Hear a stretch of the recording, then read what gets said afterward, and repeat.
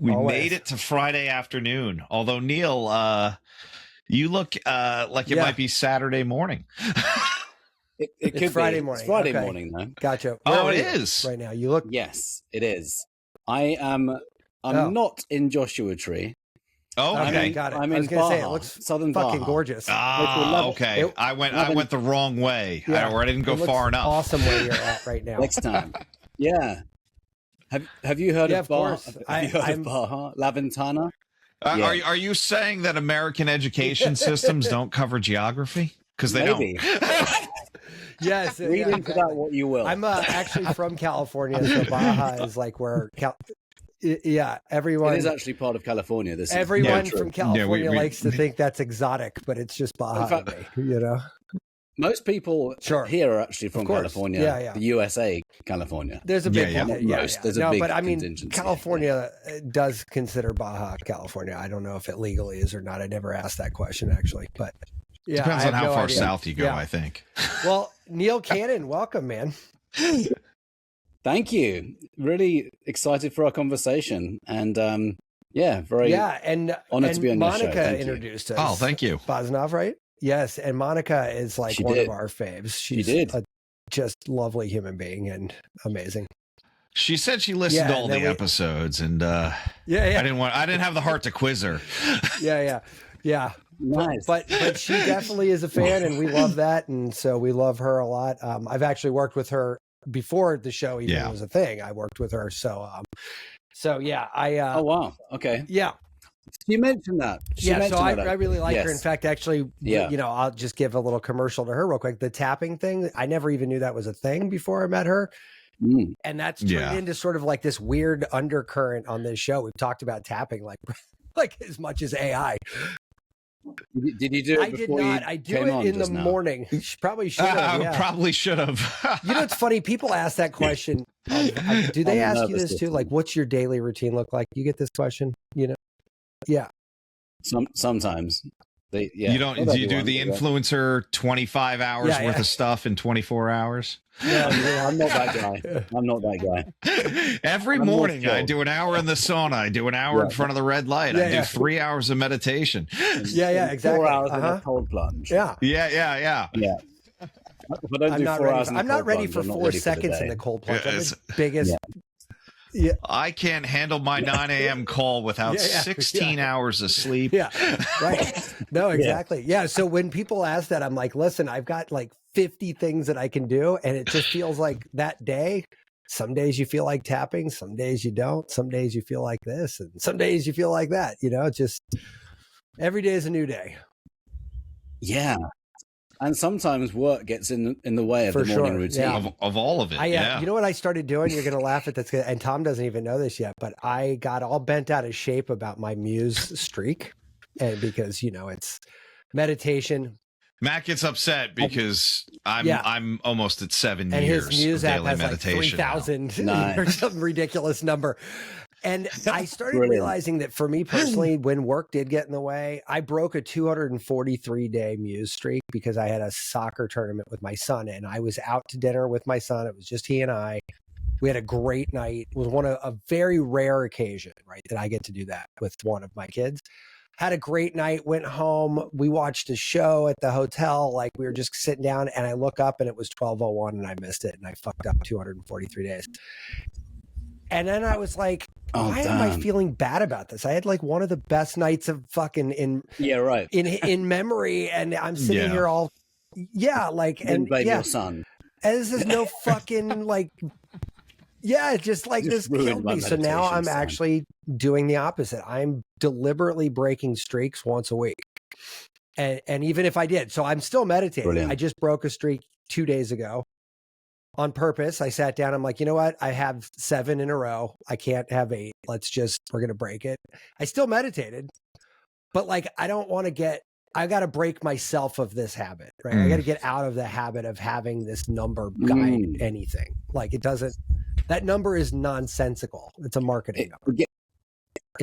It gets a bit much, doesn't it? When you start tallying everything, it just defeats the point of why we're doing it. If we're just I'm on the other end. I literally told my social worker, I meditate first thing in the morning. That way, if I die that day, I got one more day in. Wow. But it's funny because now I'm messing with it, right? We had Neurovisor on, Garnet came on and talked about all the different brain waves that we should be looking at during meditation. And while alpha is important for focus, now my Muse scores are, they went from like 60 to 70%, focus to like 3. Why? Because I had the Neurovisor on and it blasted my brain theta, with gamma waves or theta waves, and it's like I'm all weirded out now. That was a deeper meditation. But anyway, Neil, I feel like we should ask the question, Neil. Now, the one question you've been dreading: how'd you get here? I've been toiling for months. How did I get here? How did I meet Monica, or how did I get? You're into a lot of cool shit. Let's talk about how you got into that. I'm going to go with the third one. Tell us how you got here. No, but like we're just going to ask the same thing. Pandemic. I took the 43. Flew into San Jose. Yeah. Yes, please. Shall I share my story? I think that's what we're here for. Yeah, I think. I'll decide what your question means. That's exactly what my wife does. Fair comment.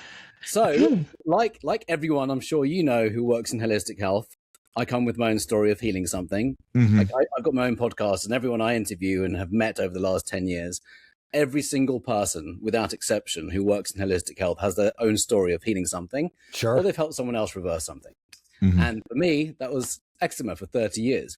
Wow. And it wasn't until I had it since I was a toddler to my early 30s. And it wasn't until my dad's stroke when I had my wake-up call, because I started looking into why he had the stroke. My intuition was screaming that he didn't have to have the stroke. Mm-hmm. And I followed my intuition, as I often do, always do my best to. And I started researching this thing called chronic inflammation, because his sister is a naturopathic doctor. And a few years before his stroke, one of those weird memories, I remember her telling him he has chronic inflammation and that his blood is toxic with mercury in it, and that he needed to get the mercury fillings out because his blood was toxic. That was his naturopathic doctor sister, my aunt, obviously. So around the time of his stroke, he didn't act on that advice. Around the time of the stroke, I remember this memory of him telling me this about what she had said to him. And I started looking into chronic inflammation, started seeing this word everywhere.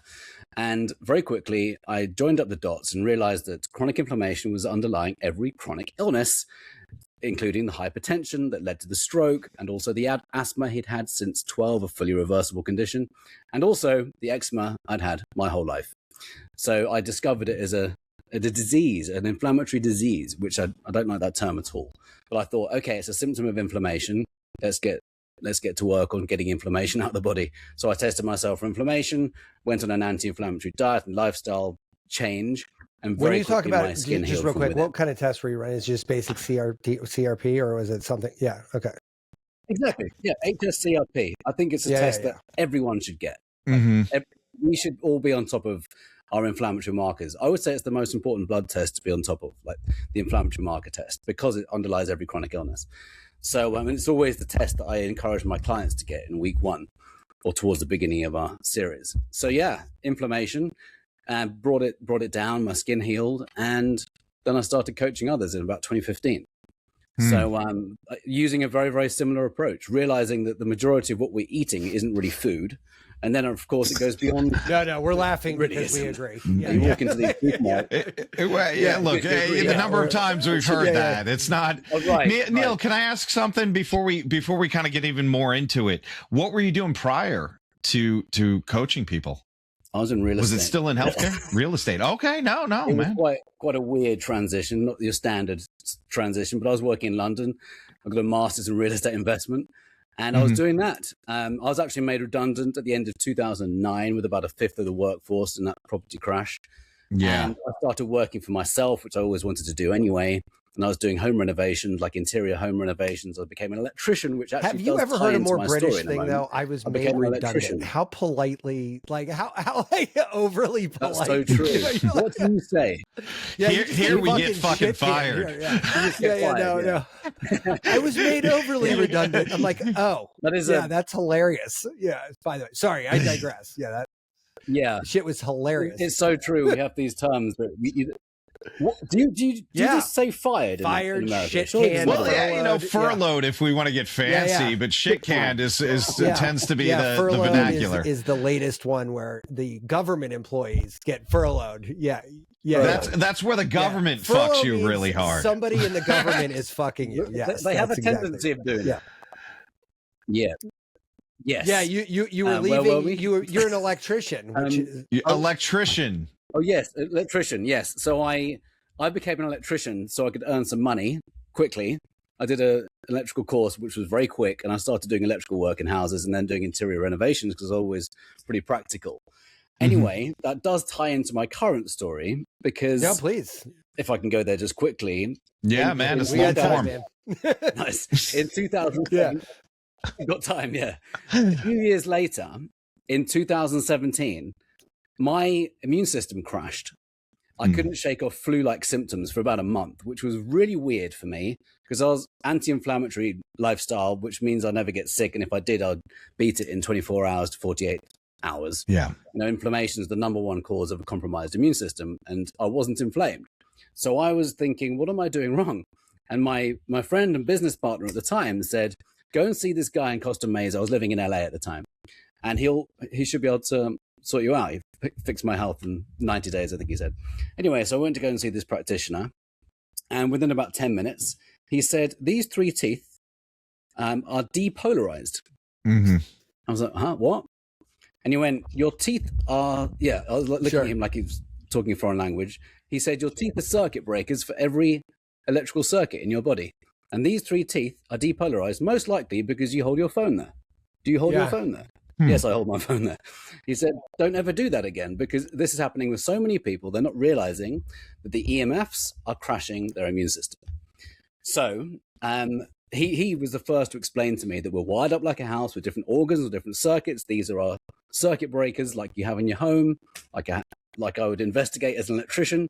And, I lent in because I used to be an electrician and I started listening to it. So we had 2 sessions of lasers directed onto my teeth. I was lying on my back with these lasers going, what am I doing? This is the weirdest thing I've ever done. Mouth open or through the cheek? Okay. Mouth open. Yeah. Okay. It was weird. I hear Mike Myers. Was he a dentist? Yes. I just totally. Do they have the lasers? Yeah. You gotta throw the quotes too. You gotta throw the quotes. Yeah, is there sharks involved? Sharks involved as well. Yeah. Right. Sharks with laser beams. Are they at least angry? So yeah. Yeah, exactly. Yeah, exactly. Ill mutated or something. Yeah. So what was I going to say? So these lasers apparently flip the polarity back into a neutralized way as we're meant to be, and my cold, my flu just disappeared. So when I left his office the second time, he said, Neil, don't ever hold your phone next to your face again. Yeah. And I haven't. And I've also never bought those earpods, which is why I'll always carry wires. Mm-hmm. And I've just become much more familiar and aware of the effects of EMFs on our health. And actually recently, I was in LA and I was doing live blood analysis and I was cleaning my body out of various things. I actually had Lyme in February. I found I had Lyme and we cleaned it out my blood in 3 days. Wow. So, which is kind of unheard of, but I saw this amazing guy who I can give a shout out to. His name's Stan in Simi Valley. So, he cleaned my blood. And a few months later, I went back for a checkup, if you will, just to see how I'm doing. Still clean blood. And we did a few little treatments to make sure it's super clean. And then I said, I want to do an experiment.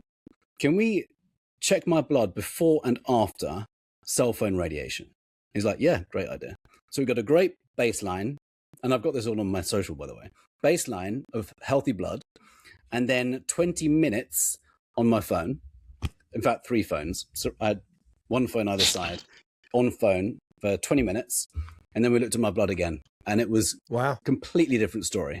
I was 20 minutes inflamed everywhere, clumps of blood after doing just 20 minutes on my cell phone. These, by the way, are blue blockers. They're daytime blue blockers. They're not reading glasses. And I've just become so much more aware of the effects of these EMFs, and now it's quite a big topic. We talk about it probably twice a week. It's a huge topic. Like, okay. I'm preaching to the choir here, but it's so it's huge, and a lot of people don't understand the effects of these EMFs on their cells, and they're suffering not knowing. And we can all test our blood. We can get all these blood tests done. We can do live blood analysis, or dark field microscopy, it's called. Mm-hmm. And we can all have a look at our blood and just see how we're doing, and take our power metaphorically back, and physically. Metaphorically and physically. So you know what I find interesting about this is that, well, first of all of it, but yeah, I think it's funny how, first of all, I feel very vindicated. I leave my cell phone like as far from my body as possible at all given times. Like I even when I'm sitting here, like my phone was an arm's distance away, because like I don't need it on me. And I never used to do that. I'd sit at my desk and you'd have it in your pocket like everybody does, right? Like, and I'm like, and everybody else. Then I had a doctor years ago say that he was looking at breast cancer from women who tuck their phone into their bra. And whatever boob they tucked it into, I've seen the same imagery. That boob has cancer now. And I'm like, you got to be fucking kidding me. Yes. And I was like, no fucking way. Yeah. Fast forward a couple years, this guy I know in New York had a jaw tumor because he was the first, he started selling cell phones in the 80s or 90s when they could. And he was shot. He was like the number one salesperson for MCI or Sprint or one of those defunct ones now. But he was on that phone. He goes, the big ass ones, I was on that thing 8-9 hours a day. Like the brick, yeah. And then every phone that I had, I would just be like this. And he goes, the side of my face here. And he has it. He's got it missing like a quarter of his face because like they had to like remove his jaw from this massive golf ball of a tumor that he got on there. And it was basically the same thing. And I was like, yeah, my phone is staying the fuck away from me, man. Like, I don't want to, I don't know what the science is here, but I know that this shit can't be good. Like you got, well, yeah, do you have air gaps in your headphones? Oh yes, I do have those. These currently ones. I've got air tubes and I've got normal ones. Let's talk me about my underwear. I don't ask many men about their underwear. You got silver in your underwear? You got a Faraday cage underwear? Yeah. I'm getting to the choir. Yeah, I got the guy of the Lambs company on my podcast in 2019. Okay, all right. Yeah, he makes some hats too, which yes. I think I need to pull the trigger on. Our blank on the show, and he's got a whole line of stuff. Nice, it's crazy. Like you name it, he's got a Faraday, which is interesting. Yeah, because of him actually, and I pulled this out because it was sitting next to me. But this little madness right here is I took my Cornet meter when I had to upgrade my Google mesh in my house. It was fucking up, it was, and I kept throwing more base stations at it, which I knew was just cooking us. But so these Eros that everyone was raving about, I'm like, all right, well, let me go see. I mean, it's like 10x the throughput. So I'm like, this can't be good for us. So I went around to literally every corner of every room in my entire house, hallways, closets, everywhere. And I just wrote a list of the EMF and RF readings from all the spots in the house.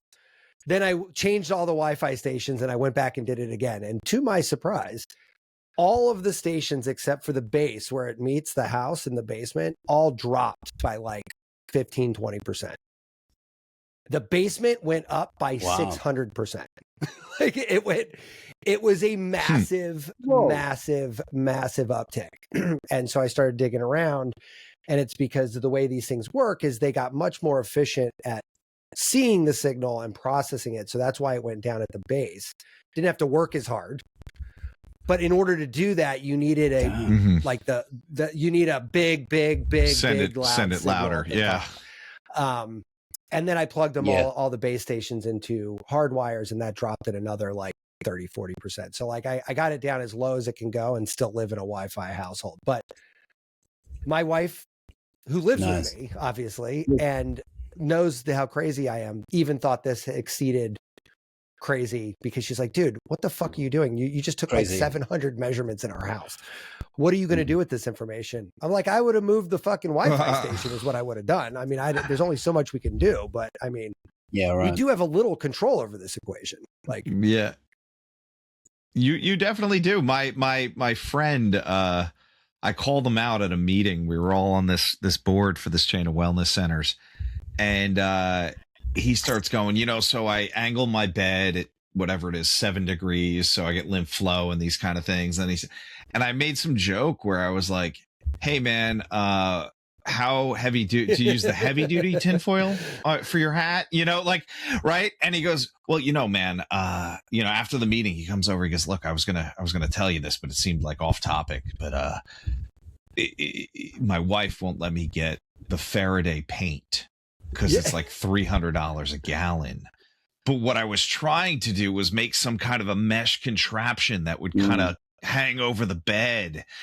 And I go, does she sleep in the same room as you? Yeah. And he goes, no. No, she does not. But like, here is arguably one of the most intelligent people I know, who is saying EMF is the next like healthcare crisis, right? We're at a time now where you need it, right? No one's turning anything off. And on the other hand, it's messing us up even more. It's just added to the list of microplastics in our food and forever chemicals. And, you're going to get slammed. Like literally, we just hopped off the phone where it's like, hey, we can't control all these variables that are messing up our hormones. All we can do is our best to manage what we're being bombarded with. From virtually every angle. Virtually, yeah. Why it's helpful listening to podcasts like yours. When how do we neutralize the effects? How do we protect the home? Do you have a device to protect the home? So we're actually having a guy on. I actually got a shield right here. Nice. Yeah. And grounding. My feet are touching a grounding mat. Two of the best ways we can neutralize. My grounding mat. My feet are on a grounding pad too. Yes. Yeah. Nice. Yeah. So most of us are kind of a lot of people who work in cities. They're in front of artificial light, underneath artificial light, ungrounded for 8 hours a day. That needs to be adjusted, preferably. It's there's a lot that can be done. As you said, we can adjust and make changes. We can get wired up if we're working from home, or protect the home with a device that harmonizes the effects. But it's becoming more of an effort we have to make to that goes to my healthy, question too, man. Like we had somebody, one of our very, very first guests talked about these water tanks that you put in your house that'll actually filter out BPA, right? And I looked into them after the show, and this was early on. I mean, this is, a couple of years back, and one of our first ones. I hadn't quite gotten used to how much money I was going to spend as a podcast host at that point. Yeah. But they were like $2,000, and you had to replace the filter media, like, I don't know, every 180 days or something. It was like, and those were like $200 each. So like, I'm sitting here looking into this and I'm going, okay, well, that adds up, man. I mean, that's going to end up, and like, I know what's going to happen. My kids are going to microwave their mac and cheese in a fucking plastic bowl anyway. So like, is this like huge expense really going to do anything when I'm already like, I can't stop my kids from microwaving their mac and cheese in a fucking plastic bowl, unfortunately. I vowed to replace everything with glass, and my wife and kids were like, "You're cheaper to replace than the bowls." Like, so. What would happen? Well, that's exactly. But what would happen in my house? Everyone would starve. That's what would happen, Neil. I have been overruled in my house, my friend. We don't want that. That's how that goes. The Truth About Cancer Live Symposium I went to in Texas in 2016. That was one of the first places I saw that imagery of the breast cancer in line with where women were holding their cell phones. There were multiple talks on EMFs and trapped emotions, and the emotional thing I wasn't able to connect at that particular point, but there was so much evidence of what is causing the cancers, which we're just not learning about in our current environment. And it gets simpler and simpler once we understand what toxins we're being exposed to and what creates illnesses, not just cancer, but I see that as like an advanced symptom of chronic inflammation. But there was a reason I brought that up, and I've just completely lost my train of thought. It was, what were you just that second talking about? I feel like we derail a lot of our guests. I apologize for that, Neil. That wasn't you. That was definitely us. Was me, I was talking about the BPA thing and the microwave plastic and the microwave food and everything. And Oh, microwave. Thank you. Microwave. So they said it was one of the most dangerous appliances we have in the home. Yeah. And we just don't think of that. Like, I'm from England. Same thing. My mum was like always reheating the amazing meals she'd made the previous night. Do you use a microwave now? No. Living. No, you don't. Okay. No. I'll always avoid it if I can. Well, that goes up to my question, actually, where I was going with the most that. Like, not having a microwave is possible. Obviously, people did it for millennia before it was invented. But in this day and age, just like a Wi-Fi router, it's kind of like one of those things where we're just so reliant on it.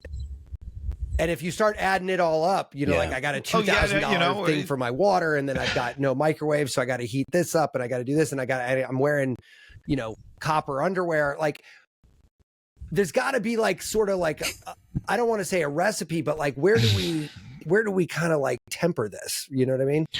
I have a solution for all of our health problems. Everyone needs to learn how to kite surf. Listen, I'll follow along. Kite surfing. What I'm doing here. I'm definitely getting fucked up there. I'm getting injured. Just be in the water then. Just body drag. Yeah. The recipe in kite surfing is all about the body electric. We have everything. We have the sun. We have so we get the photons from the sun. We're grounding. We're receiving the ions.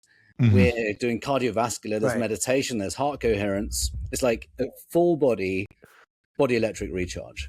So if we can do that kind of thing, it's a bit trickier. If you're in London or in a city, but we need to find ways to mimic nature wherever we are. If we have to mimic it, even in London when it's cold. I mean, I was talking to a client yesterday about getting more sunlight into her eyes, because it's one of the reasons that we become vitamin D deficient, is because we don't allow the sunlight onto the skin and also the eyes, the mitochondria.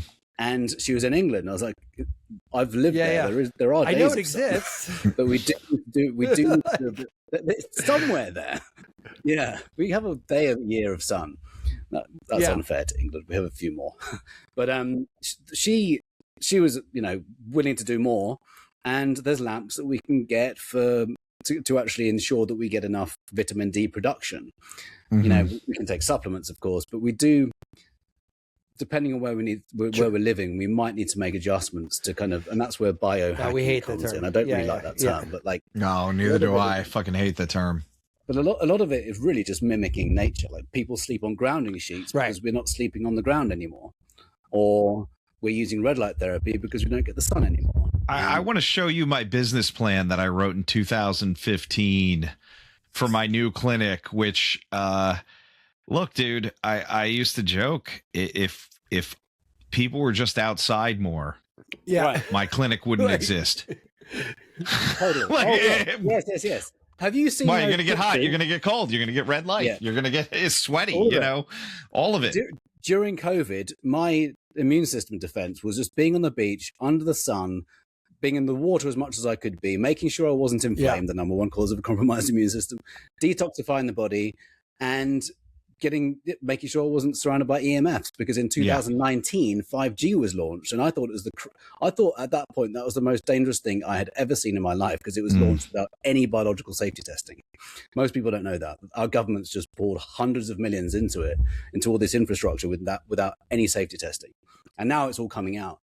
But we can do what we can make adjustments to basically get more sun, get more nature. What I was about to say was, hospitals used to have sun decks. They used to be, I actually posted on it recently. That used to be a known healing modality. So your center wouldn't survive. Well, the thing about going to that thing about where do we draw the line, like I've got 2 full body red light panels.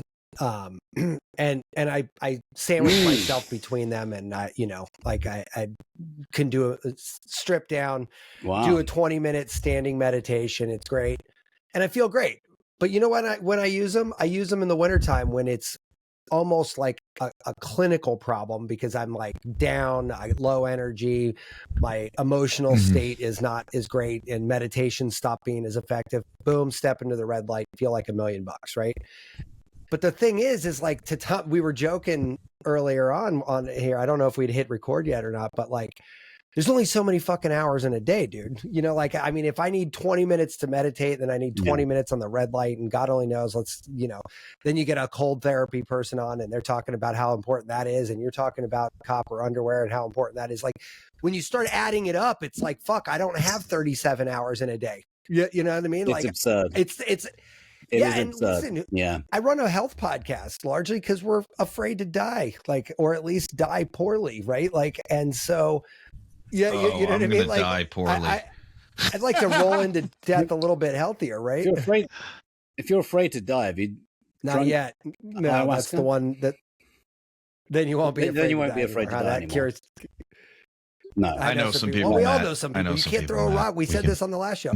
You can't throw a rock without me. Yeah, well, no, I mean, I know some people that have been doing it more than one trip to Peru, fucking the Amazon, and came back as a shaman. I took my Instagram class in Costa Rica and came back a shaman. Yes, exactly.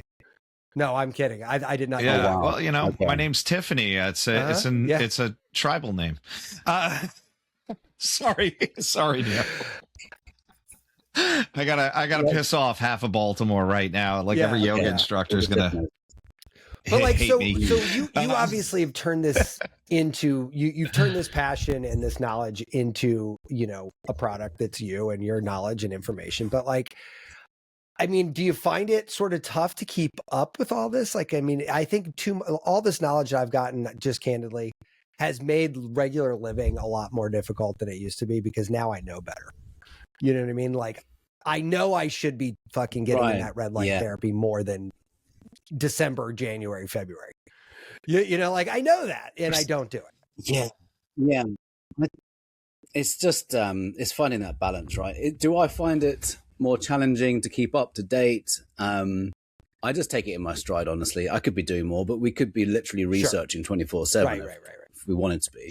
So I with my clients, I just try and simplify things as much as I can. Like, everything I'm doing with clients is getting them back to nature. It's like flipping everything that we've learned since birth on its head, and then just going, as Yoda said, you must unlearn what you have. Sorry, let's say that again. You must unlearn what you have learned. Like, that's one of the main things I'm doing with my clients. One of my clients a few days ago went, "This is really common sense, isn't it?" I was like, "Yeah, he had arthritis." So the first thing we did was cleaned up the diet and healed his gut. And he's like, "Oh, the pain's gone." I said, "Yeah, that's because we're taking the toxins out." Yeah, and that's what creates the arthritis and virtually every other label of chronic illness, which I call a chronic symptom. So he's someone who just helps me kind of like reaffirm all I'm doing with my clients is simplifying everything, saying, get the toxins out, put the good stuff in. Et voila. Yeah. Et voila. It's like, get back into nature, get sunlight, connect to the ground. Be in the water, be in a natural body of water if you can, or just do something, but in nature. And Jack Kruse said the number one relationship we have is our relationship with light. I learned that from a client. Even though I'm already familiar with Jack Kruse, I'm helping this client regain his eyesight. And he's been all over electromagnetism, even more so than I have. And sunlight is so key. And most we of us had Dr. Martin Moore-Eid on the show, who literally wrote the book. His lab at Harvard codified the human circadian rhythm in the 80s. Like, he's the guy. And oh wow, the day after his show, I literally went out and replaced all the light bulbs in my family room and bedrooms. And, brilliant. Yeah. And honestly, and I did the same thing. A placebo, maybe. I don't know, but that shit worked. I mean, it is definitely different. Like being in a room that's not attacking you with blue light. Within 2 days, my kids were going to bed without too much fighting. And Interesting. It's still not great, but like you know, they were both bitching because everything's yellow. You know what my kids night, bitch about? But you They're know, I'm like, dinner, it's kind of this is a terrible upsetting. thing, but we eat dinner around the TV. The microwave you're about to throw away. Well, no, the blood of the steak is orange now. Microwave you're about to like throw it's away. not. It like literally looks a different color. They're like, something's wrong with our hamburger, and I'm like. And the first day I was like, oh my God, that looks terrible. Hold on. And I bring it into the kitchen and those lights aren't in there. I'm like, wait, it looks fine in here. And I had no idea that was going to happen. So it freaked me out too. But like, that's the biggest downside is the hamburgers look weird. Yeah. The colors of the steak. The color of the steak. Yeah. Yeah. It's huge. Now I'm so sensitive to light that if I see a restaurant that has that artificial light, funny. I'll just walk straight past it. I'm not going in there. Yeah, my ex-girlfriend or girlfriend doing a bit of a dance at the moment. She's an interior designer, holistic interior designer, and she would actually travel with bulbs because she would if she goes to stay in an Airbnb and it's got those bright light bulbs, she will change them and put the dimmer ones in. Just intuitively, energetically in the room, you feel better. And it's just interesting comparing these stories because one of the first things we discovered about ourselves, my ex and me, like we were so particular about the light. About those things, yeah. Yeah. I don't want to be sitting in a dentist I while agree. I'm eating and having my And I know we've only just met, but it feels like you would be dating a woman like that who carries her own light bulbs. I thought Matt was going to say it feels like you would be dating me, but nope. If you had to guess weird. who this guy's dating, I would have picked that girl. She was wearing that's the one. I see. You know, the circles are pretty small there. I had to pick up my daughter last night from sports, right? And I'm like, I got like 10 minutes and I had to pee. So I ran into the grocery store and it's overcast. It's not really late. The sun hasn't completely set, but I walk in there and I'm like, the first words out of my mouth, which my wife gets mad because I don't have internal dialogue anymore, I just say stuff, was holy fuck, people have to work in here. It was so damn bright. I'm like, I would kill myself after 8 hours. Right. It is so intense in here. Yeah. And I used to do that in London. I was working in artificial light. Well, there's artificial light, and then there's that. No right? I think we can even draw shades.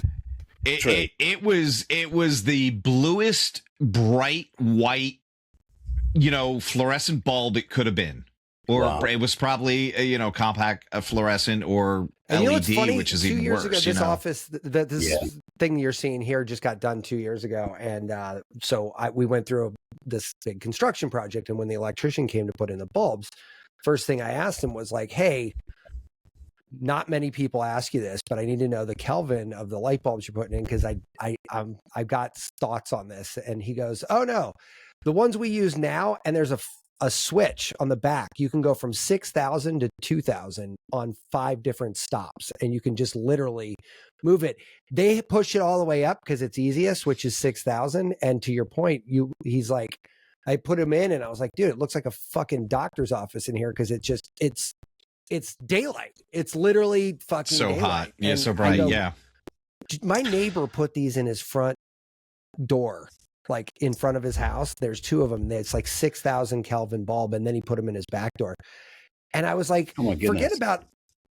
Well, no, it's not just the lighting thing. Just intuition. Like, this is where I think I don't understand. My intuition, having known nothing about Kelvin, at one point when the first daylight bulb came out, I was like, nope. Like, I don't have words for it, but this feels wrong because at night you don't want that. Like, you know what I mean? Like, it just feels disruptive. Now I know why. Yeah. But even before that. Yeah. Like, I think if we're kind of in touch with our nervous system, we can tell quite quickly what the light's doing and what the electricity is doing. With a friend, actually, about a month ago, I was in LA, and he was saying that he's in a new house, relatively new. He's struggling to concentrate in the room that he's in. And intuitively, he's like, I swear this is just dirty electricity. Like he's kind of switched on. Well, he is switched on anyway. I had an EMF meter with me. It's in your glove obviously. compartment. In your bag. you got like seven part of his them. EDC. My party trick. I'm the fun one at the party. So I bring in my.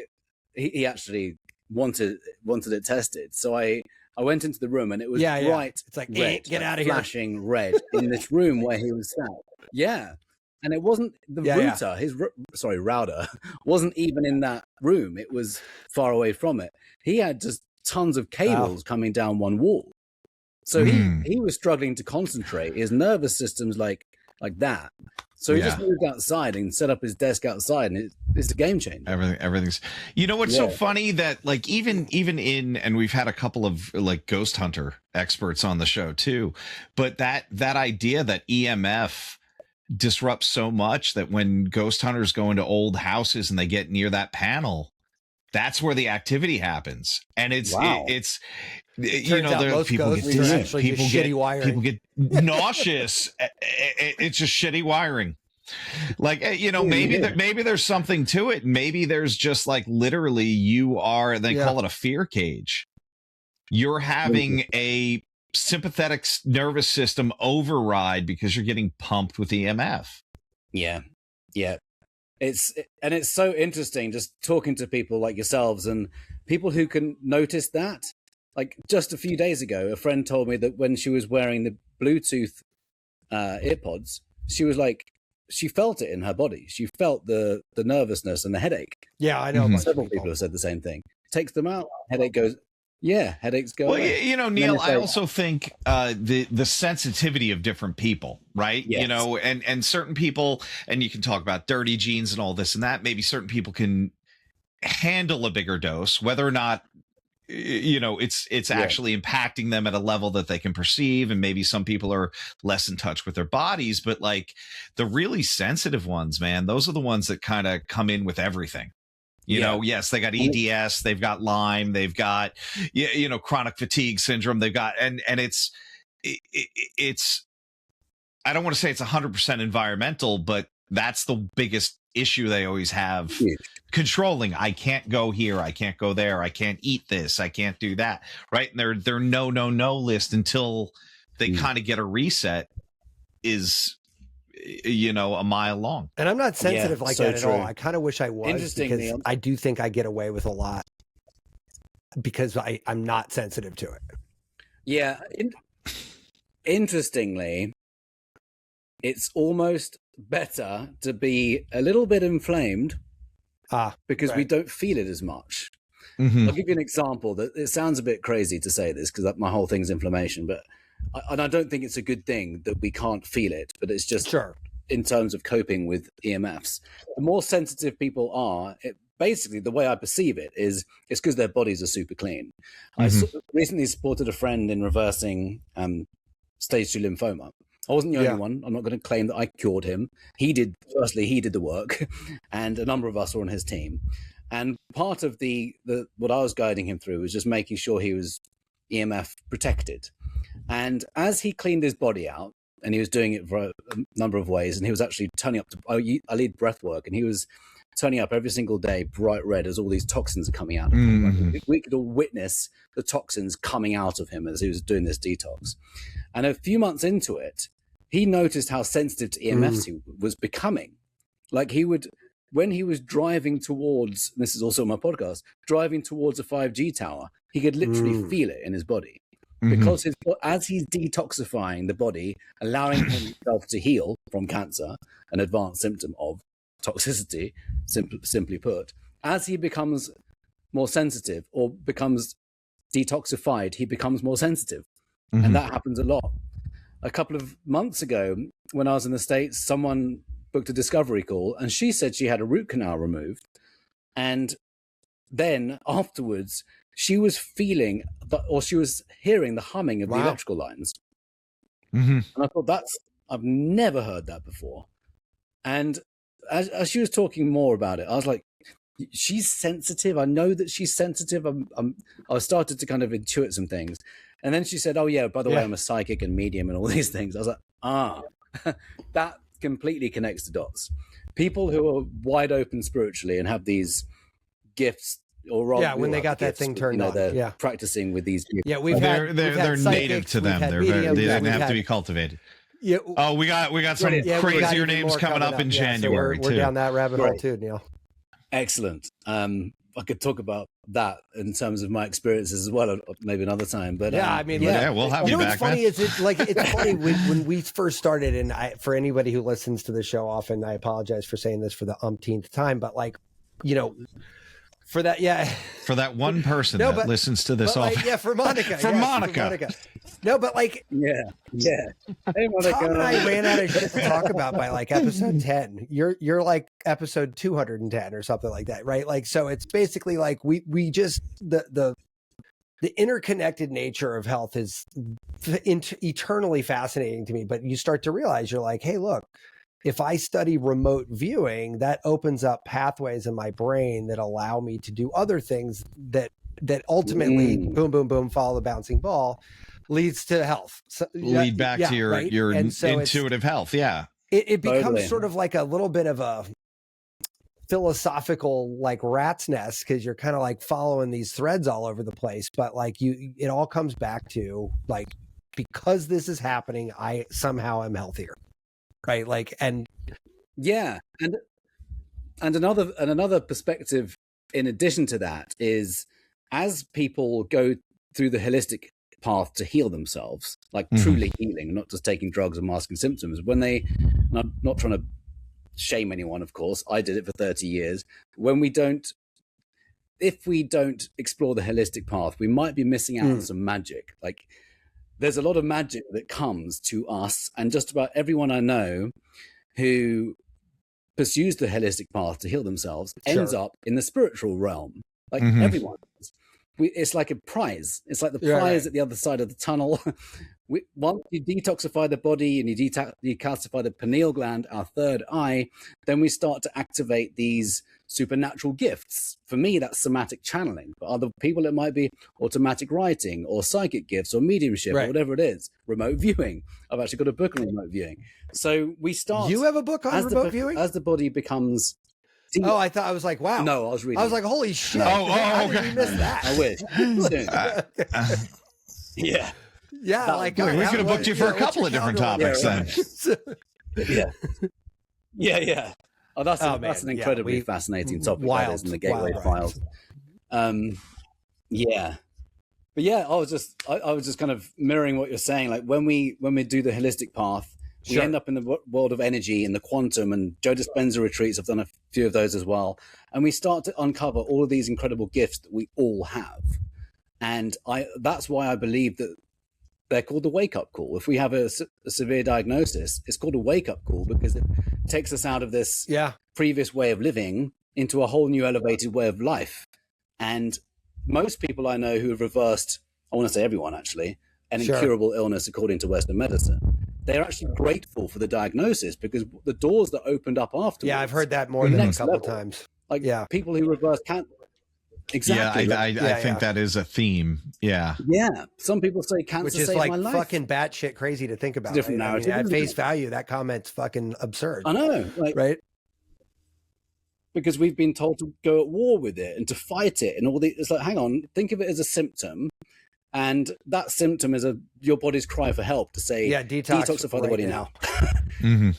You mentioned earlier in the show trapped emotions. I know that's a little bit off topic, but it's not really super off topic in my mind. But so how does that sort of dovetail into this? I wanted to kind of make sure we got to that. It's all Chinese medicine. Yeah. And Tom's definitely, he's... Well, no, when he started talking about teeth, I'm like, oh, he's going to pull out the dental map from Chinese medicine. And that's a newer thing. But I'm not sure how it all... Yeah, but it's a thing. Oh, it's huge. So trapped emotions, I mentioned it first when we were talking about the Truth About Cancer, the live symposium I went to in Texas in 2016. I was going to these talks and they were talking about the emotional links to different types of cancer and the positions like lung, grief. So if someone's experienced grief, they often experience lung cancer without. Well, the skin too, Neil. And the skin is also a father figure. you know, so lung, large intestine, all the same element, all the same emotion, all the same, you know, connection to dad, which is interesting that your dad had a stroke. That's CV, you know, cardiovascular, but still it can be a bunch of different things. Totally. I like to give credit where it's due. I mean, what I was going to say at this event, I wasn't at the frame of mind or the frequency to fully understand that at that point. Yeah. 2016, I was like, how can an emotion create an illness like cancer? I just didn't get it. And a year later, that's when I had my cell phone crash my immune system. And then I discovered that trapped emotions are actually stored as electromagnetic bundles of energy. They actually have an electromagnetic mass. Learned that from Dr. Bradley Nelson.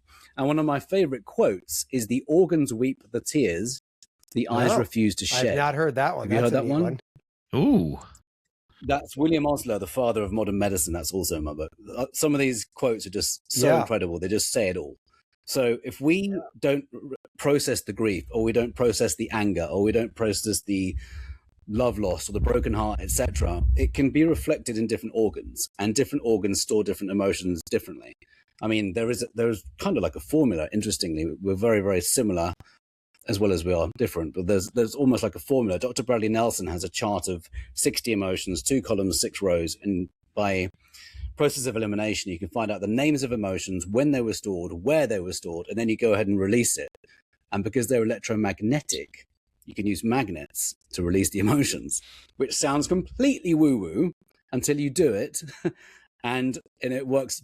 What I love with clients, if they have any pain in their body, for example, an elbow pain or neck pain or whatever, pain somewhere physical, sometimes they get relief in the session itself, and then they have more confidence that if you can release the pain from an elbow or a shoulder or whatever, imagine that same process working inside the organ that's affected.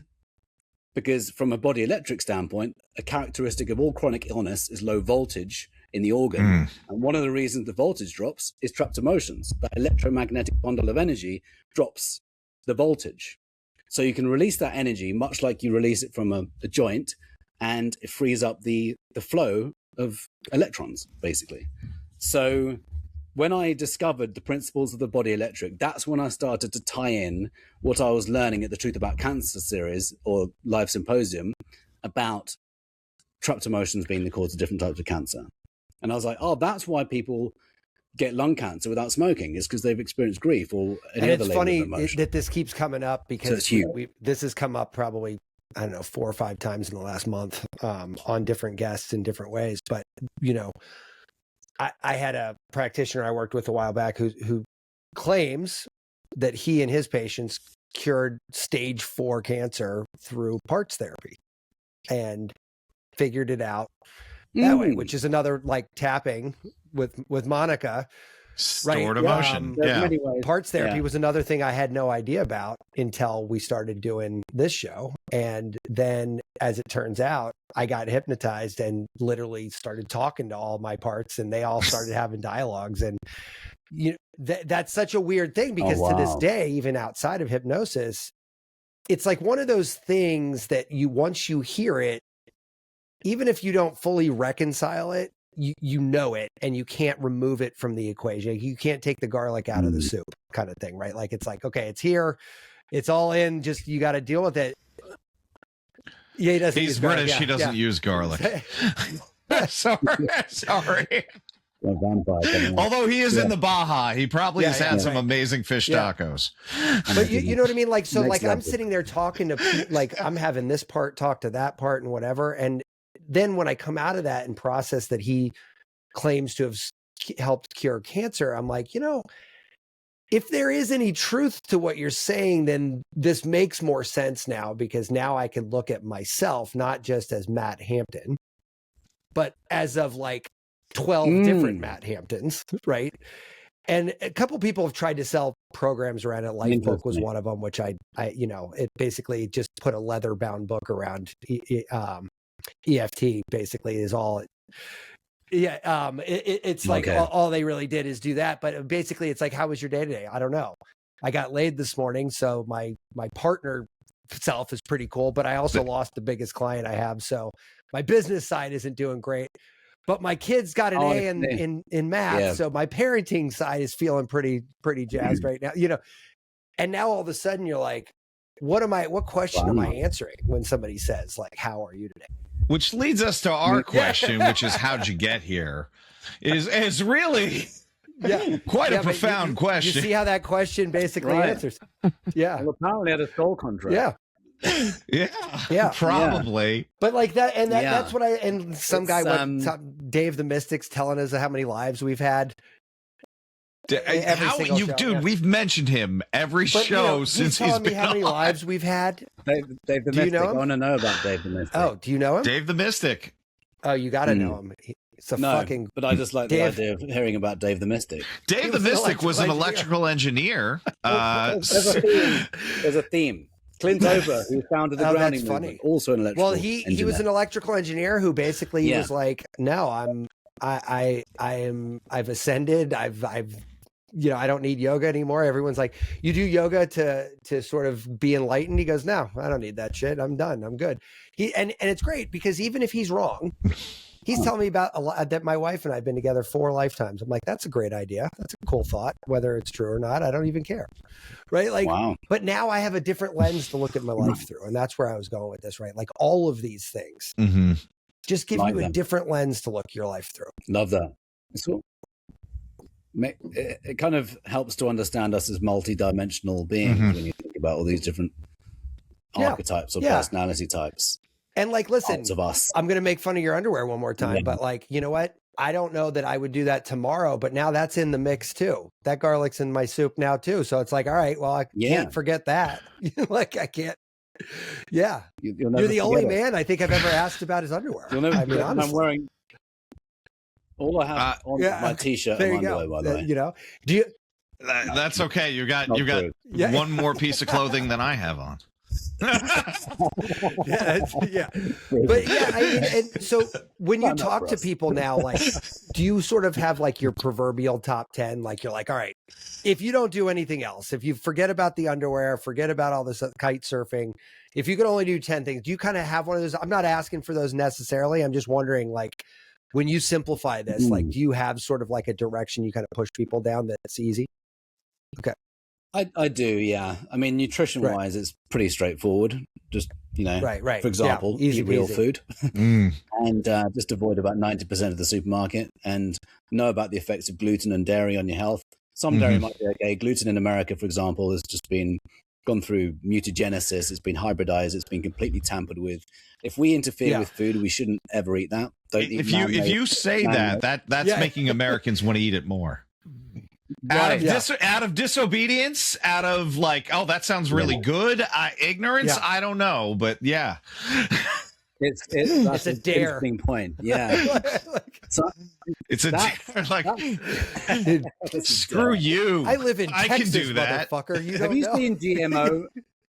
Yeah, right. Have you seen GMO? OMG? I think it's in my queue. I think what platform is that on now? I don't even know. I watched it a decade ago or something. Yeah, I watched it a decade ago, and it's just one of those documentaries. There's a few scenes in it were just completely lodged in my mind, and they compared with mice. If mice ate this GMO corn created by Monsanto, within 24 months, like within 3 months, nothing happened. And by the way, that's the test that got this approved. And this Dr. Seralini from Paris said that's not enough time to test what's happening.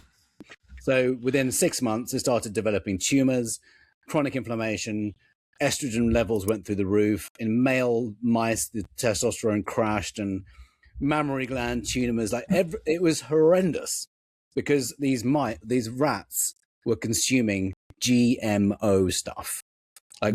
We need to take a wide berth from anything that's been tampered with. Man shouldn't interfere with nature ever. But what are we going to do about seeds in our watermelon? Nature. Oh my goodness. Yeah. It's crazy. We shouldn't be. I need seeds in my watermelon. People. Yeah. Vegetables. It's inconvenient, but I'm okay with that. Yeah. Great. Yeah. Yeah, totally. It just feels weird having. It does. seedless It's super watermelon. convenient. I'm not gonna lie. You know, It's at a odd. kid's picnic. Yeah, You know, when you don't want to have to like be spitting it out, like it's not that. Yeah, yeah. spitting out the pips. Yeah. Coming back to your question, so the diet piece, I'd say, is pretty straightforward. Eat real stuff and be very, very mindful about gluten. I tend to say take it out. Eliminate. Yeah. And if it's dairy, just be super mindful about what you're consuming, because homogenized and pasteurized, and there is an argument that unless you're a baby cow, we shouldn't really be consuming baby cow milk. However, some people seem to swear by some forms of it, like kefir and whatever, and forms of yogurt. Then really, though, light and trapped emotions and grounding, like everything about understanding that we're basically wired up like a house. We charge ourselves up like batteries. We need to have the purest of water money can buy. Like this is Echo. This is molecular. I was going to hydrogen. ask you what that bottle. It's a fancy Familiar with bottle. this one? I've just given this company out. Molecular hydrogen. Molecular hydrogen. So one of the best ways we can hydrate and Is that a loaded single with- serve bottle, or is that one of those ones that actually generates the hydrogen? Yeah. This generates the hydrogen. Yeah. So if I put it on, you'll see it. I'm giving Echo shout out, clearly a shout A out. plug. But if you use discount There you go. Vitality, you Yeah. get 10% off. Can you see that? Nice. Yeah. So it I got a produces similar one. It's not as fancy as that. It's not as cool of a bottle. Yeah, For sure. they've done the whole Apple approach with this. But he claims he's been on the Joe Rogan podcast, I believe. He's been on my podcast as well. Mm. And they make more molecular hydrogen than anyone else. And they've got the main machines for the house. Anyway, I don't want to turn this into a plug for Echo. That's fine. But I do believe that given water is our number 2 cell fuel after oxygen, or number 2 after oxygen, we need to be consuming the best water money can buy. And a lot of people are drinking dead water from taps with toxins in them. So a lot of people can change their water and change their life because they're getting rid of all the toxins. And then I see there's different levels of water. There's water without the toxins. Then there's molecular hydrogen. Then you can charge it or structure it with the sun. And even if I were to go super woohoo. No, but structured water is something I wanted to ping you on now that you mentioned it. But yeah, go ahead. Yeah. Hey, Dr. Emoto, so like some of it's very interesting. I liked clearly what is it? The Emotions of Water or something Yes, whatever. exactly. Yeah. You know, the photos are amazing. I'd like to see another person replicate it. I almost want to say like on that, it's not that I can't believe it. I just want to see somebody else do it. Yeah. You know, Other people have done it. okay. Yeah, All right. I'll have to look at it. There's a bunch of people on Instagram doing the same experiments. Going, Okay. "Wow, look, it Matt, worked." you've got the right microscope to do it. Actually, Interesting. Listen, years ago, I saw a Ben Greenfield episode where he talked about taking this old refrigerator that he had and he like brings the well water up in his property, right? He demineralizes it. He runs it through this refrigerator, somehow like structures it. Then he remineralizes it with his brand of whatever. And then I'm like, oh, this sounds great. I should fucking do this. And then you're like, all right. So not only do I have to have an engineering degree to figure out how to put this thing together, but the raw materials cost like almost $40,000. And I'm like, look, I'm a man of means, but I can't justify spending $40,000 on fucking spare parts to turn my backyard into a Mark Rober fucking, obstacle course. I can't do that, so like I need a plan B that doesn't involve like quite such a deep dive. And it sounds like we're going to be plugging. What was that? But what was the company called again? Structured water is one of those ones that I still can't get my head fully into. I don't know what's blocking me from that, but yeah, look, man, the best way to do it is get a waterfall. Yeah, that's what I've in your house. Yes, a real one. Like Willy Wonka with the chocolate, man. It's drink that or what? Like you drink the water out of this waterfall? I guess if it was from a spring, I would. I mean, that's ultimately how given in an ideal world, we'd all be drinking spring water, which is straight from the ground and naturally alkaline, naturally molecular hydrogen, and naturally charged. And there's a brilliant documentary. I love documentaries called "The Secret of Water." It's on Gaia. And it's very compelling when you watch it. You just see how there's more to water than just this fluid that we drink, there's so much more, and we can actually see it under a microscope, as Dr. Emoto's done. Mm-hmm. So, and it also, one of the things that they said was, given that we're majority made up of water, imagine how, and our blood obviously makes up a lot of the body. Imagine how we talk to ourselves and the water in the body, and how that then signals the health of our cells. So if we're not talking to ourselves very nicely, or we're angry all the time, our cells are listening. That's actually epigenetics. But it's also can be seen in water. And you can go, if that's happening to water. Well, that's the part that makes structured water super interesting. So you can kind of that if that is like substantial, then all that becomes fascinating immediately, right? We've all seen that one with a plant in the office, and like one of them's really big and the other one's not. They're like, look, structured water. All we did was feed this one. And I'm like, that feels like a commercial. I feel there was one experiment. It was a real bad faith one, and I forgot what they were doing with they were testing different forms of water, and they put some of it in the microwave. And then it was later found out that they didn't let the water cool before they dumped it into the pot. No. So it's like, look, within a day, this plant is dead. And they're like, yeah, you dumped boiling water on the roots of the plant. Like it was just a funny, like it wasn't, clearly it wasn't a credible study, but it was almost like you didn't think anyone was going to question that. Right, like I'll go with you. Don't heat your water in a microwave. Also, don't dump it on a plant. Dump boiling water on any living thing. It's going to have a negative reaction. And you know what's funny? All these lobsters turned a different color. Yeah. I don't like chemicals in my house at all. So, like, our weed killer for my front walkway is boiling water, salt, and white vinegar. It kills weeds for like 6 months, like instantly. Now you have to boil a lobster pot of water and put it in one of those like pump spray bottles and everything. So you look a little ridiculous doing this, but like, you don't, not a drop of chemical is in there, and shit works better than fucking Roundup, I think. Right. Brilliant. Yeah. Nice. It's almost like but like Neil, listen, but what will, what will the shareholders say? What will happen to the shareholders, Neil? Yeah, I know. Anyone would. Well, you know what's funny? Aside from your underwear, this is a remarkably unsexy list of recommendations, right? Like you're like, okay, Wow, it's almost like it's very hard to make common sense health advice. Make sun, ground, protect from EMFs, consume real stuff. I mean, I think we really can simplify. I love that. And that's what I do my best at doing. Yeah. So, it can be so overwhelming. You could watch, like we were saying earlier, watch content 24/7 and be like, so much to learn, but we really can just simplify it. What would our ancestors do? That's kind of where I started with the whole primal way of living. What would they do? And where have we drifted? And lift and do basic things in nature and connect with nature and animals and whatever. I think we can simplify things. And we just need to know where we've drifted from nature, really. Because if we just test ourselves, this is what I say to everyone: test yourself for inflammation. If it's elevated, and don't just go by countrywide average. We need to know the levels of particularly homocysteine and HSCRP.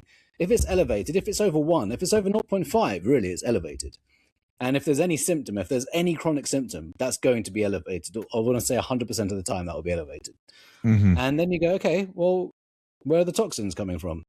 Oh, maybe it's normally beyond diet. Diet is rarely the cause of illness. It's either a major toxin or 2 or 3 or 4, or trapped emotions and deficiency. Trauma, I'll say that again. Toxins, trapped emotions, deficiency basically create, in simplified virtually way, everything. Virtually every level of illness. So if we just go, okay, and that's where I use bioresonance with my clients, by the way. Do you know about bioresonance? You can use frequency. Einstein said the future of medicine will be the medicine of future. going to say that again. Future medicine will be the medicine of frequencies. That's what he said. Mhm. And now we're in the future. And bioresonance machines have been around for decades. I've got one that we can use remotely. 110,000 frequencies. Everything in the body has a frequency, from muscles, ligaments, joints, bones, organs. Everything has a different frequency, including invaders, toxins like heavy metals, like mercury and aluminium and lead and cobalt, whatever toxins and parasites. My machine can determine the labels or the names of all the parasites people have. So you can go, okay, well, these are all in my body creating inflammation, and let's just get them out systematically. Get the heavy metals out, get the mold out, get get the parasites out, and do it in a way that's careful and controlled. Ultimately, we want to just be coming back to harmony, which is as close as we possibly can get to nature. And as I would say, where have I drifted from nature? What's been introduced into my body which is not in harmony with nature? Since 2021, a lot of people have had a major toxin introduced into the body, which is causing copious amounts of illnesses. And a lot of people aren't connecting the dots yet. And they could do very simple blood tests and dark field microscopy to look at their blood and then go and detox. But we're listening too much to mainstream media, which doesn't ever tell us anything remotely useful about health. So if we go, okay, where have I drifted from nature? Which toxins are in my body? Let's test for metals, test for parasites, whether that's blood or bioresonance. We just go, I just need to get back to nature. That's the ultimate aim. Get the toxins out, put the good stuff in, watch the body heal, and release those trapped emotions. That's what I. And the education kind of level is so important because, I'm wearing an Iron Man's t-shirt right now, right? And I've got half of my wardrobe is a race shirt of some kind, right? Like just because I kept collecting them and I'm a cheap bastard. So rather than go buy shirts, I'll just get the one with the race. But inevitably, this is what happens. You get an HRV test, or not HRV test, CRP test, and it comes back elevated. And the doctor's like, looks at my shirt and is like, oh, it must be because you run, bike, swim, whatever it is you're doing, and it always gets written off by that. You probably stubbed your toe at the gym. You probably put too much strain on your knee going uphill on a run. You didn't even realize it because you're so used to it. I mean, and they paint a very convincing picture. Like, I'm not going to lie. It's like, okay, yeah, I could see that. How many times you work out this week? 6 different times. That's a lot. That's more than you probably need. I'm like, well, it's not all the same workout. I did a cycle class. I did a swim. I did a this. I did a run. I did a that, And he's like, well, you don't really need that much exercise. And that's where I realized that, I mean, these are real conversations. This isn't like me making shit up. Like, these are actual conversations I've had with real doctors that I'm like, I can't imagine that you're telling me to do less exercise. And moreover, the homocysteine's another one. He's like, if I told you your number, what are you going to do about this information? And I was like, you know what? I don't actually know, but I know 30 people that might tell me a better answer than not knowing it. Then totally. And just knowing it is really helpful. It's like it tells us the immune system is on overdrive, protecting us from foreign intruders. I said, listen, I don't know. I don't know. So that's where bioresonance is really helpful. And by the way, it's not inflammation, of course, isn't just intruders. Sure, it's a response to chronic stress and a response to deficiency, and also even over-exercising, as the doctor has mentioned. Mark Sisson, who wrote the Primal Blueprint, became inflamed because he was doing endurance all the time. So he became inflamed, which is counterintuitive, but too much can do that. Anyway, coming back to the bioresonance, what I do with my clients now, and this is fairly new, I've been using bioresonance for about 1.5 years remotely, and I've added AI to it in the last year. So we do the scan, and then I put that into AI. So AI is basically, I've got a custom GPT, and it's learned everything about all the people I've learned from and my books, and I call them pioneers and leaders in different areas, like Dr. Jerry Tennant, for example, Body Electric. He's put one of the minds in my GPT. So I say, okay, we've got this elevated HSCRP, we've got this homocysteine, whatever other markers, put that into AI, put the bioresonance data into AI, and then I'm like, right, help me figure out what the cause of this symptom is. And I put their case history in as well. So I've just thought of an example. 2 or 3 days ago, someone has been having an underactive thyroid condition, and she's on 3 drugs now. And I said, well, from a body electric standpoint, we need to look at the circuit that the thyroid's on. We need to look at why there's low voltage to the thyroid. And we need to look at when this started, because there's probably trauma involved. So we got all of that, and including the teeth. She'd had 2 mercury fillings in her teenage years, both of which were on her thyroid circuit. So she was on thyroid meds for many, many years, all the time ignoring the cause. That's what Western medicine does. Completely ignores the cause. So she's taking all the, I should be careful. For the most part, it doesn't address the cause. So when we go, okay, the body's electrical, why is there low voltage? Why is the thyroid not working? Let's get the voltage flowing again to the thyroid, and the teeth, the mercury fillings drops the voltage in that circuit. And we're going to get to work and start to heal from the inside out, so she can stop taking drugs. That's how powerful bioresonance is, and also combining it with AI, which, providing you prompt it well and you're not just using mainstream sources. I say, I don't want anything pharma related. Right. I don't want anything mainstream media related. I don't want anything that's mainstream. And I always have to kind of say that, and then I bring in the people that I want to hear from, and then it creates this amazing protocol. And then they're like, "Oh, clarity now, brilliant." Yeah, and I didn't have that. Fascinating. Before. Yeah. So I think, Neil, this is kind of where we hit that tipping point where people drop off, and we don't want you to get to the commercials. So let's say somebody wants to work with you. Where should they look? You can plug your books, whatever else you like. My main website is vitalitysecret.com. Okay. I'm most active on social media at Neil Cannon Vitality. That's Cannon 2 N's, NNON. And my book is called, I've got 2 books. The main one, or the most recent one, is The Vitality Code. That's on Amazon, on hardback and digital. And also The Vitality Secret. That's 2016. That's more about chronic inflammation and healing, majority with nutrition. So a lot of people say start with The Vitality Secret 2016 because it's just simpler. And the Vitality Code goes into the physical, mental, emotional, and energetic pillars of vitality. So it's like all of the angles. So the subtitle of the Vitality Code, I didn't actually. I looked it up on Amazon. Like the subtitle. Okay, the subtitle is 4 pillars to reverse engineer illness, heal inflammation, and ignite your life force energy.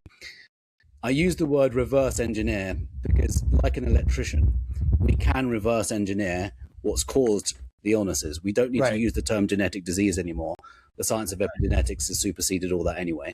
So we can really take our power back, metaphorically and physically, and figure out what's causing the imbalances, what's causing the low voltage. But yeah, you know what I love about your message and all that, man, just summing this all up, is that feels approachable, right?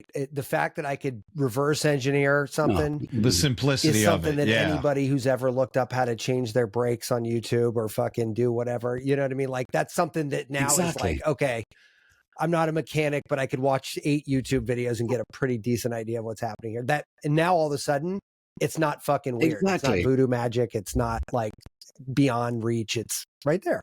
It's just and yeah, I love that. Thank you for sharing that. And and it gets to be fun.